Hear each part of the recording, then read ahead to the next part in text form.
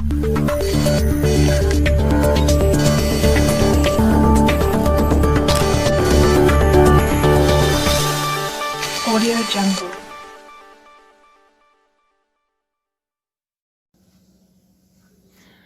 اللہ الرحمن الرحیم نحمدہ ونصلی علی رسولہ الکریم.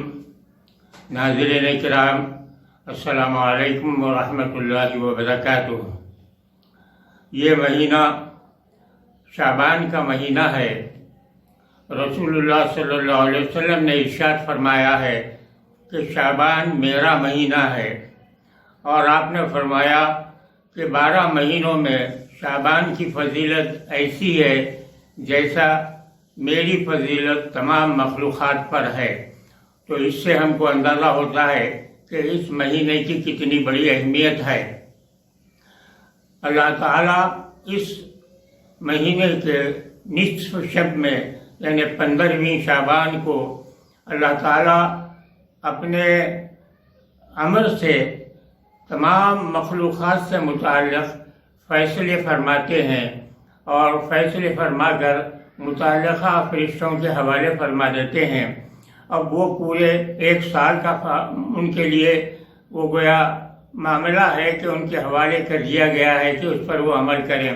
تو یہ فیصلے کی رات ہے. عام طور پر لوگ اس کو جاگنے کی رات کہتے ہیں. یہ مناسب بات نہیں ہے، بلکہ یہ مغفرت طلب کرنے کی رات ہے، اللہ کو راضی کرنے کے لیے عبادتوں کی رات ہے، اللہ سے اپنے گناہوں کی بخشش مانگنے کی رات ہے. بہرحال اس رات کے بارے میں اللہ تعالیٰ اپنے فرشتوں کو متعلقہ جو امور کے ان کے حوالے فرما دیتا ہے، اور وہ اس پر کام کرنا شروع کر دیتے ہیں. رسول اللہ صلی اللہ علیہ وسلم کے پاس 15ویں شعبان کو حضرت جبرائیل علیہ السلام تشریف لائے. آ کر آپ نے فرمایا، یا رسول اللہ، یہ رات وہ ہے کہ اس رات میں اللہ تعالیٰ بنی کلب جو عرب کا بڑا قبیلہ تھا، ان کے پاس بکریاں بہت تھے، ان کے بکریوں کے بالوں کے برابر لوگوں کو دوزخ سے آزاد فرماتے ہیں اور ان کے گناہوں کو معاف فرماتے ہیں. وہ شب ہے یہ 15ویں شب شعبان کی، جو شب برات کے نام سے جانا جاتا ہے. تو یہ رات اتنی متبرک رات ہے کہ اس میں اللہ تعالیٰ کے فیصلے ہوتے ہیں. آپ دیکھیے، دنیا کی عدالتوں میں جب فیصلہ ہوتا ہے تو فریقین بے چین رہتے ہیں کہ پتہ نہیں ہمارے فیور میں فیصلہ آتا ہے یا نہیں آتا ہے. یہ تو اللہ تعالیٰ کے پاس کا فیصلہ ہے، اللہ تعالیٰ کے فیصلے کی رات ہے. تو اس میں ہم مسلمانوں کو چاہیے کہ ہم اس کو خاص طور پر جو ہے اس کا اہتمام کریں، اپنے اوقات کو جو ہے خراب نہ کریں، بیکار باتوں میں نہ رہیں. اب کے سال تو معاملہ یہ ہے کہ چونکہ لاک ڈاؤن چل رہا ہے کورونا وائرس سے متعلق، تو سب گھر میں رہنا ہے، کوئی بھی باہر نہیں نکل سکتا. تو گھروں میں رہتے ہوئے آپ حضرات اپنی فیملی کے ساتھ اللہ تعالیٰ کی جناب میں حاضر رہیے، اور یوں ہی اوقات کو خراب مت کیجیے. یہ وقت جو ہے بہت اہم ہے، فیصلے کا وقت ہے. ایسے رات میں بھی جب اللہ تعالیٰ کی طرف سے ندا ہوتی ہے کہ ہے کوئی مانگنے والا، مانگے میں اس کو عطا فرماتا ہوں. چند ایسے گناہ گار ہوتے ہیں جن کی دعا کو اللہ قبول نہیں فرماتا. اس میں مشرک ہے، ان کی دعا کو اللہ قبول نہیں فرماتا. اس میں ایسے شرابی ہیں جو شراب پینے کے عادی ہیں، اللہ ان کی انہیں دعا کو قبول نہیں فرماتا. رحمی رشتوں کو توڑنے والے ہیں، اللہ ان کی دعا کو قبول نہیں فرماتا. والدین کے نافرمان ہیں تو اللہ تعالیٰ ویسے لوگ آدمیوں کی دعا کو قبول نہیں فرماتے ہیں.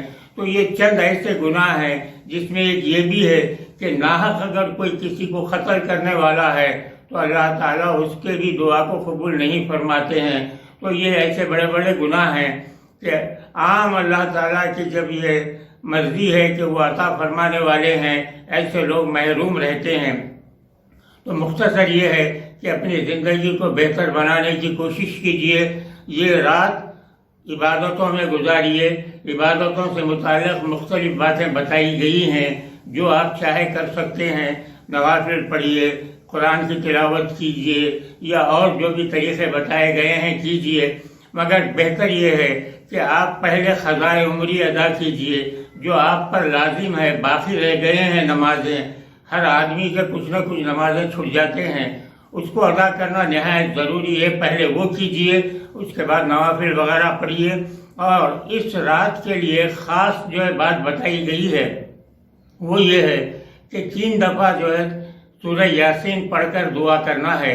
اس کا طریقہ یہ ہے کہ پہلے 2 رکعت نماز نفل کی پڑھیے، سورہ یاسین مکمل پڑھیے، اس کے بعد اللہ تعالیٰ سے اپنے حیات کی جو ہے بہتری کے لیے اور اپنے صحت کے بہتری کے لیے اور اپنے گناہوں سے معافی کے لیے اللہ تعالیٰ سے دعا کیجیے۔ پھر دوسری مرتبہ آپ نفل پڑھیے، 2 رکعت، پھر سورہ یاسین پڑھیے، اس کے بعد میں رزق کی وسعت کے لیے اللہ تعالیٰ سے دعا کیجیے کہ اللہ تعالیٰ حلال رزق ہمارے کو زیادہ سے زیادہ عطا فرمائے۔ پھر تیسری بار 2 رکعت نفل پڑھیے، پھر سورہ یاسین پڑھ کر اللہ تعالیٰ سے دفع بلیات سے متعلق دعا کیجیے کہ اللہ تعالیٰ ہم کو بلاؤں سے محفوظ رکھے۔ اور یہ وقت تو اس دعا کے لیے اور زیادہ مناسب ہے کیونکہ ساری دنیا میں کرونا وائرس سے لوگ پریشان ہیں، یہ اللہ کا ایک عذاب ہے، اس سے جو ہے نصیحت لینا چاہیے، اللہ سے پناہ مانگنا چاہیے کہ اللہ تعالیٰ ہم کو اس بری بیماری سے، برے وائرس سے محفوظ رکھے، ہم کو بھی، ہمارے پورے ہندوستان کو، اور ساتھ ہی ساتھ ساری دنیا میں اللہ تعالیٰ اس وباء کو ختم فرما دے اور ہم تمام پر جو ہے اپنے فضل و کرم کو شامل حال رکھے۔ اور ہم کو خاص طور پہ یہ بھی دعا کرنا چاہیے کہ اللہ تعالیٰ ہم کو صراط مستقیم پر قائم رکھے۔ اللہ تعالیٰ تو ہدایت دیتے ہیں مگر ایسوں کو ہدایت دیتے ہیں اللہ تعالیٰ جو ہدایت طلب کرتا ہے۔ تو معلوم یہ ہوا کہ ہم کو چاہیے کہ اللہ سے ہم ہدایت طلب کریں اور اس کے بعد انشاءاللہ تعالیٰ اللہ تعالیٰ ہمارے کو جو ہدایت عطا فرمائیں گے ہم اس پر عمل کرنا چاہیے۔ خاص طور پہ والدین سے متعلق اللہ تعالیٰ نے 4 مقاموں پر قرآن پاک میں فرمایا ہے اپنے حقوق کے بعد کہ والدین کے حقوق اللہ نے بیان فرمایا ہے کہ ان کے ساتھ حسن سلوک کریں۔ آج کل کے حالات میں یہ دیکھنے میں آ رہا ہے کہ عموماً بچے اپنے ماں باپ کے نافرمان ہیں، ان کو چاہیے کہ وہ اپنے ماں باپ کی فرما برداری کریں اور اللہ تعالیٰ کی رضا کے جو طلبگار رہیں۔ وصلی اللہ تعالیٰ علی خیر خلقہ سیدنا محمد وآلہ واصحابہ اجمعین والحمد للہ رب العالمین۔